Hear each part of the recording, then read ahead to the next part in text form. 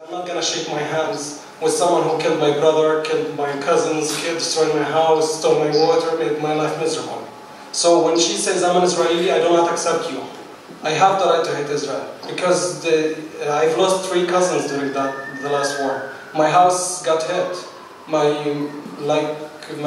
neighbors, my friends, I've lost so many people that I know, who I love. And today someone just comes and says that I'm an Israeli. How do you want me to accept that? I do not. She says that this is my home, I love this place. This really hurts because her home is built on Palestinian land. You're feeling guilty because of what has happened during the Nakba, what your ancestors have done, then you should say it loudly. I reject being an Israeli.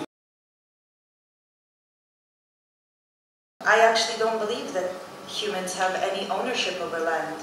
If anything, we can worship it and be grateful that it gives us life. And I don't believe that nationality is enough to wrap yourself in, to define yourself. I feel that when I see one state, the one state I dream about, the one state we lived for centuries, is a one state of multicultural and where coexistence was the rule and conflict was an exception. I'm vehemently against ethnocracy in Israel-Palestine. Everyone here defines themselves as anti-Zionist. I don't think there's anyone in this panel or actually in this room who thinks for a minute that there are 2 sides in an argument and each side has to take a step and come to some sort of normalization. There is an occupying force and there is the occupier. The whole identity of Israelis is a lie, and with that I agree with Mohammed. Israelis cannot, the only way for them to feel comfortable about their Israeliness is if they disregard the fact that they live there on account of other people. Not because of 67, not because of the occupation that Mohammed is living, the hell, the barbaric, brutal occupation of Gaza, for example, but I'm talking about the occupation of 48, the way that Israel was founded on account of other people. And we have to acknowledge that the whole foundation of the State of Israel and everything that Israelis are trained to believe are lies upon lies upon lies upon lies. During the war, I've seen this through my eyes. When I saw the people of Gaza, I was really proud of being a Palestinian because they did not say kill all the Israelis. They never came out on the street and said that we should kill all the Israelis. They said, please, enough war, enough killing, enough destruction. But when you see the other side, you see in Tel Aviv protests, people coming out on the streets and saying, more, we need more blood. Netanyahu comes out in the news and says, we're going to exceed, make the war longer in Gaza Strip and killing more children. When we say Israelis, we only count 80% of the population. 95% of Israelis supported the massacre, the recent massacre of Gaza.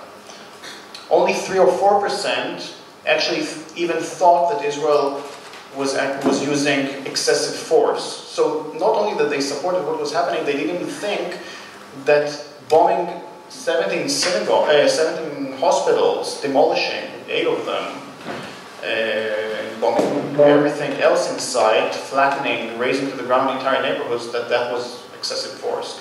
My point was not to explain what happened to the Palestinians. My point is to explain why we are stuck in Israel. And when you understand these processes, you understand that the first thing that happens is the society says, nothing happened.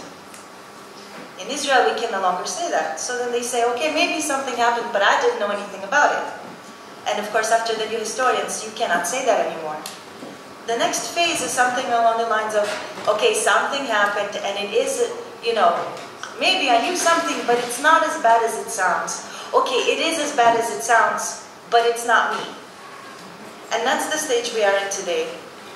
This collective agreement that it's not me. When I am personally being asked, where are you from? I always say I'm from Palestine. And when people ask me, are you Palestinian? Then I say, no, I'm an occupier. Today, when I stood on stage, I said that I'm a contested objector from Israel, or an Israeli contested objector, which is something I never say, but I said it today, I guess because of making the space between me and Rabia, or, you know, defining us as the ambassador of one state, which are coming from two different sides, perhaps. And actually your remark has put light on me personally that I would not do it again.